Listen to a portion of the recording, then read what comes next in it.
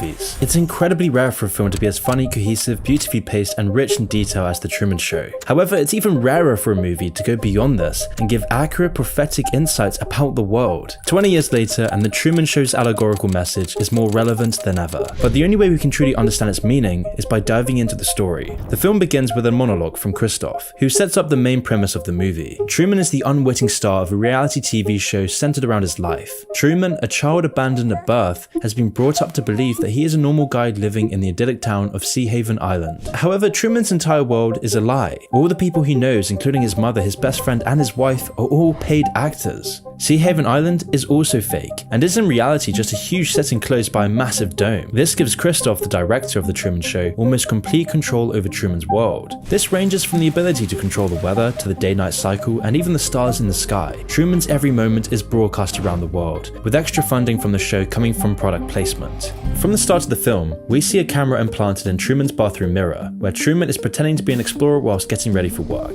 It's as though this is just another regular day for Truman, with him saying hello to his neighbors, making a coffee, and getting into his car. But just as he's getting into his car, a stage light drops from the sky right onto the road outside of his house. Truman then walks over to inspect the light and sees that it says Sirius on it, referring to the brightest star in the night sky. But eerily, on his drive to work, the radio starts to run a story about a plane wreckage falling from the sky in order to explain the light. Here's a news flash just then. An aircraft in trouble began shedding parts as it flew over Sea Haven just a few moments ago. It then starts to talk about the dangers of flying, which is one of the first of many subtle ways that Christoph tries to influence Truman into staying on the island through fear. He is being subconsciously controlled by the radio. This subconscious manipulation then continues throughout the film. Like when Truman is asked by his boss to deal with something that will require a boat trip. By doing this, the boss is setting up Truman's aquaphobia, as we see he is unable to even get in the boat. A phobia that's later revealed to be another subconscious manipulation of Truman. This whole day feels very strange for Truman, so he hurriedly comes back to his wife Meryl, who then conspicuously shows off her new kitchen tool that she bought at the store, showing it off almost like she's advertising it. It's a dicer, grater, peeler all in one. Never needs sharpening, dishwasher safe. Truman becomes suspicious, and when out with his best friend Marlon, Truman's behavior starts to be off, and he brings up his desire to leave and go to Fiji. Marlon catches that Truman is starting to wake up, so he quickly shoots down the idea. He doesn't want Truman escaping. That would break the whole game. In the next scene, we see Truman go off to spend some time on the beach, where he remembers the tragic boat accident that seemingly killed his father and gave him his aquaphobia. Christoph then even heightens Truman's misery by adding a specific path of rain to follow Truman, and with Truman's breakdown growing, we see the audience's engrossed reactions. It's all these early scenes that serve to illustrate that the fictional Truman Show can only function when Truman buys into this false reality. The Truman Show, therefore, has to make sure that Truman can't escape his cage, or even see that he's in a cage. If he knows that he's in a cage, the whole game collapses. The ways that Christoph keeps Truman deluded are the most striking aspects of the allegory. The most obvious and egregious of these is how Truman is kept complacent by exploiting his deepest fears. For example, Truman's aquaphobia works perfectly to keep Truman on the island. Christoph even risks Truman overcoming this fear when he sends Truman to unsuccessfully board the boat. The fact that Truman can't overcome his phobia only reinforces this. Truman is also constantly barraged by propaganda and subliminal messages to induce a fear of flying. There are constant reminders of the dangers of flying. It takes this rampant fear-mongering to keep Truman's delusion alive. However, this time the propaganda starts to weaken. Truman still fantasizes about taking a flight to Fiji. His aquaphobia is still strong, but it's revealed that this is most likely because it originates from the undressed guilt over Truman's father's death. But it's not just the fear that influences Truman. The control that Christoph has over his world is total. Everything Truman takes in on a daily basis is designed with a secret purpose. The TV he watches reinforces the message. The media always has headlines directly promoting whatever they want Truman to believe. Even the people that Truman talks to on a daily basis spout the same canned lines and positive affirmations. Propaganda is seeping into every aspect of Truman's life and society. You thinking of flying somewhere? Nope.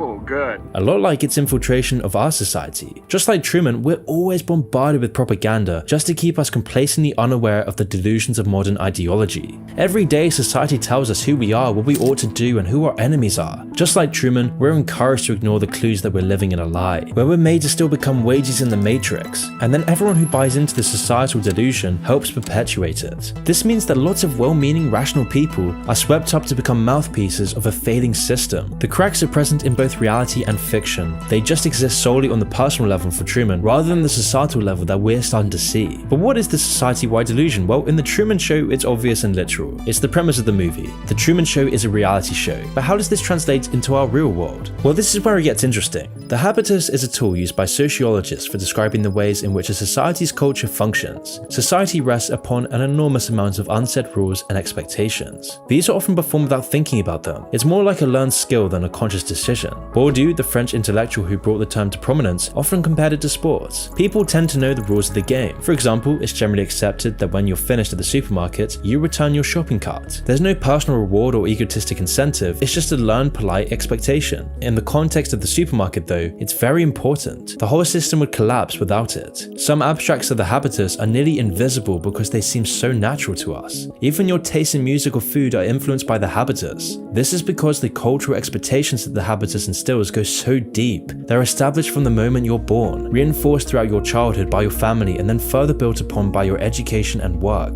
This then makes the habitus a self-perpetuating structure. Those brought up in certain habitus will nurture its specific values in their children, for example, making sure the cycle continues. The Truman Show gives a literal picture of what a habitus can look like. We can see all the actors in the fictional Truman Show as being sucked into this. The actors act in certain learned ways in order to perpetuate the essence of the Truman Show. Now, the key difference between fiction and reality is the incentive. Literally, the actors in the fictional Truman Show are being paid to play their parts, but in the real world, people play their parts in the habitus because the habitus itself has conditioned them into it. Everyone is one of the actors. Everyone makes the delusion real. And what the Truman Show goes on to tell us is that when the habitus has been altered into something too detached from an authentic society, cracks start to show, when lies start to perpetuate, when the ego gets in the way, when power corrupts, the habitus starts to break, and this ripples throughout entire civilizations. See, throughout the movie's progression, we see Truman gradually wake up to the delusion that has consumed his life, which inevitably causes a breakdown of the entire habitus. The further Truman moves towards truth, the faster the delusion collapses, and thus the more resistance he faces. The habitus of our world is just as deluded as the one in the Truman Show.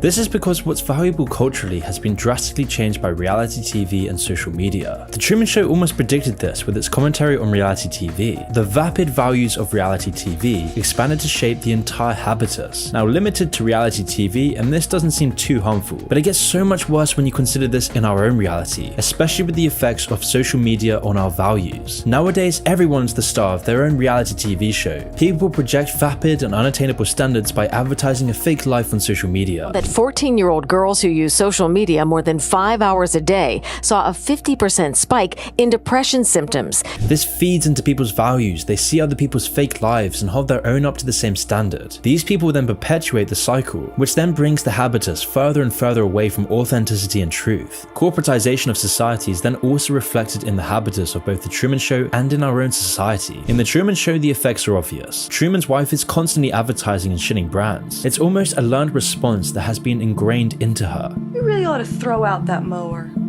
Get one of those new elk rotaries.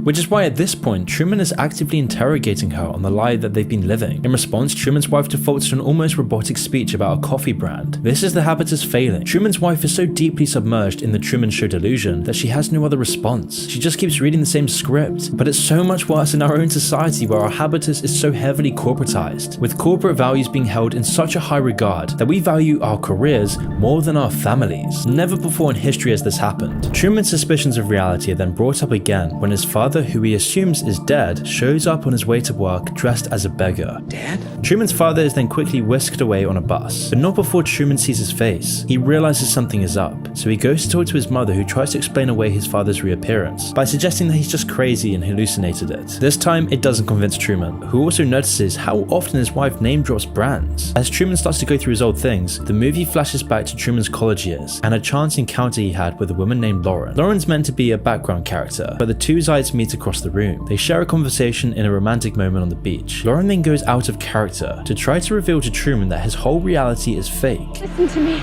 Everybody knows about it. Everybody knows everything you do. They're pretending, Truman. Do you understand? Everybody's pretending. Lauren, who reveals her real name as Sylvia, tries to explain that Truman's world is a lie, but then again she stops short by a man saying he is her father and that she's just talking nonsense. As Truman starts to think back to this, it's revealed that he still longs to see Sylvia, with him even recreating her face from fashion magazines, because Sylvia is the only thing that's real in this fake world. It's then later revealed that Truman is obsessed with Fiji, as Sylvia is reported to be moving there. Truman then starts to see more and more suspicious things. His radio specifically describes his every move in an apparent malfunction. Okay, he's making his turn onto Lancaster Square. Truman's also seeing every part of the background set, but he's always escorted away from it. This sequence of events brings his suspicions to a breaking point, as Truman concludes that it seems that his entire world revolves around him in some weird way. Fearing that he's going crazy, he brings up these questions to Marlon, his best friend, who then just tries to brush it all off. And in response to his increased suspicion, Truman's then further barraged by suggestions that everything is just fine, that he's just being weird. His mother then shows fake pictures of him at Mount Rushmore, and even the TV runs a program about the benefits of a small town life. But by now, things don't work like they used to. He's seeing the society that he lives in starts to crack. It's also laughable and ridiculous. This whole thing is a facade. And now that Truman is waking up to this reality, the lullabies of deception can't draw him back to sleep. After noticing that his wife is crossing her fingers in his wedding pictures, Truman follows her to work. Despite multiple attempts by extras to delay and stop Truman from seeing the surgery that his wife is helping with, Truman breaks into the hospital and sees the fake surgery being played out by actors who have no idea what they're doing. Determined to leave, Truman then visits a travel agency. By this point, Truman's had enough. He's determined to leave. He wants to escape this sick society, so he tries to book a flight to Fiji, but the clerk says they're all sold out for at least a month. So then Truman tries to get a bus out, but it conveniently breaks down just before leaving. Truman then, sitting in a car at home, waits for his wife to come back from work. When she does, she gets in the car with him as he points out the clockwork regularity of the people who go past their road. Unsatisfied with her unrealistic reaction to this, Truman then locks the car and takes Meryl on an impromptu road trip. To everyone around him, he seems like he's having a breakdown. He's breaking the rotten habitus surrounding him. But then instantly, traffic jam starts, stopping Truman in his tracks. Truman then pretends to go back home, which disperses the traffic completely, but then turns right around and makes his way out of the suburbs and onto the road. Once they reach the bridge which stands between Truman and the mainland, it seems that his conditioned aquaphobia will stop his escape plan. All the conditioning and propaganda is the only barrier to his freedom. However, Truman overcomes his fears by closing his eyes and forcing Meryl to steer the car while he holds down the accelerator. Once they're over the bridge, other obstacles are set up by Christoph to try and stop Truman from leaving. Truman even drives through a wildfire, but is stopped by a roadblock due to a convenient leak at the nearby power plant. In desperation, Truman tries to get through on foot, but is tackled and subdued by men in hazmat suits, who take him back home. The implausibility of all these events cement Truman's skepticism of the world around him, which brings up the question, how many so-called emergency events in our own world could be equally implausible?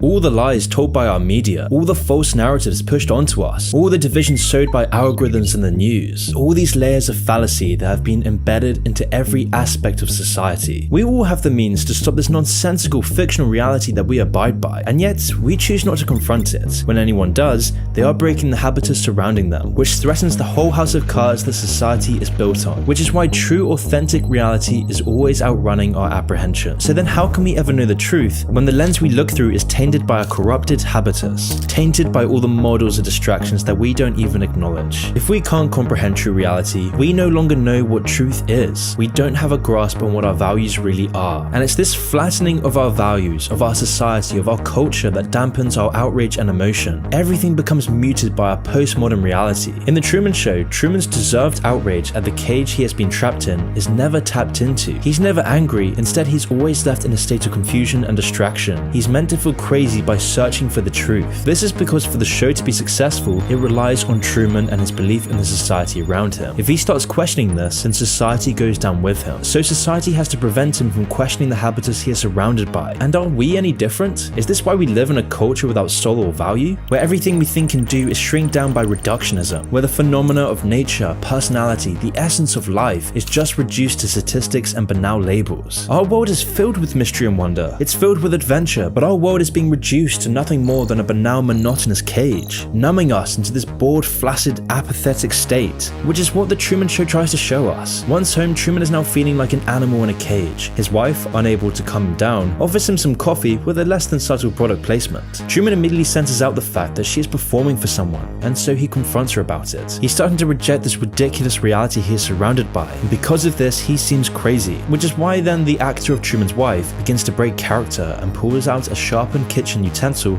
to defend herself. It's these sorts of cracks in the show that only happen when Truman stops believing in it. Like in our world, we're now starting to see the rise of political outsiders. We're seeing the rise of extremism and a general apathy of all the people who refuse to believe in our current system. With our government starting to collapse with war imminent, no one trusts our broken society. And in the case of The Truman Show, it's this unraveling madness that almost ends with Truman's wife revealing her acted role. Only until Truman's lifelong friend Marlon bursts in at the last minute and whisks Truman away to have a heart-to-heart conversation. But at this point, it's like putting a band-aid on a gaping wound. The floodgates are now open, and Truman's belief is dwindling. In this scene, the two are sitting near the river and begin reminiscing. Christoph, through Marlon, reassures Truman that Truman's life has meaning and is normal. He comforts Truman by assuring him that if what Truman believed was real, then everyone would have to be in on it, including him. Though this isn't possible, as Marlon would never lie. On the surface, Truman seemingly takes this into heart, but deep down he knows that Marlon is just a victim of the game, and so he deliberately shows to him that he bought the ruse. He knows that Marlon isn't a bad person, but that he's not a real person. Morning arrives, and Truman seems to be back to his old self. He draws with a bar of soap on in the morning, he has the usual conversations with his neighbors and co-workers, and seems interested in a new office mate he will have next to him. Evening rolls around and everything seems business as usual, with Truman fast asleep. However, Christoph senses something is off. Truman fell asleep in the basement rather than his bed, so Marlon is again sent over with a six-pack to investigate and talk Truman back to sense. However, this time he finds that Truman isn't there and has escaped from the house. Christoph calls for all actors to search for Truman, and for the first time in the show's history, cuts the transmission. However, even with all the actors searching the entire set, Truman cannot be found. At his wit's end, Christoph has the set illuminated into daylight mode early, and on a hunch, has the team begin looking through the cameras near the harbour and on the boat. After cycling through a few cameras, the team finds Truman aboard a sailboat, and Christoph gives the call to resume transmission. After a few moments of peace sailing, Christoph is then faced with a dilemma. He either continues the transmission at risk of Truman finding the truth, or he gets rid of Truman entirely. So he decides to send a violent storm above Truman's boat. Christoph increases the violence of the weather, but after a few long minutes, relents. Amidst this, Truman shows his willingness to die for the truth by shouting to the sky, "Is this the best you've got?" Christoph, in godlike stupor, descends to send the most violent bout of weather yet, all to the dismay of his crew and producer. Truman, however, holds on but is knocked unconscious. But at the last minute, Christoph rescinds the weather and removes the storm, resuming the tranquil waters. Truman regains consciousness and begins sailing his boat again. He has beaten the storm and the sea seems to be in his favor. However, after a few minutes, the bow of Truman's boat launches through the side of the set, leaving a big hole in the sky dome. By now, all of Truman's suspicions have been confirmed, and in an ecstasy, begins punching the wall. However, the reality of Truman's situation begins to dawn on him as he sees the ramp at the end of the water. Truman walks across this ramp, walking on the water. The audience is gripped. The culmination of his 30 years in The Truman Show seems to be at its finale. Truman locates a staircase and slowly ascends to the side of the set. At the top, he locates the door labeled exit and opens it, revealing the abyss beyond his realm. A godlike voice then thunders through the sky as Christoph reveals that Truman was the star of a TV show with the whole world watching. Truman asks, "Was nothing real?" And in response, Christoph responds that Truman is real, and that's what made him so enjoyable for millions. Christoph then tries to keep Truman in the set by indicating that there was no more truth out in the real world, and that in the world he created for him, he had nothing to fear. The ignorance was bliss. After a few moments of silence, Truman looks up at the camera and says his final words before leaving the show.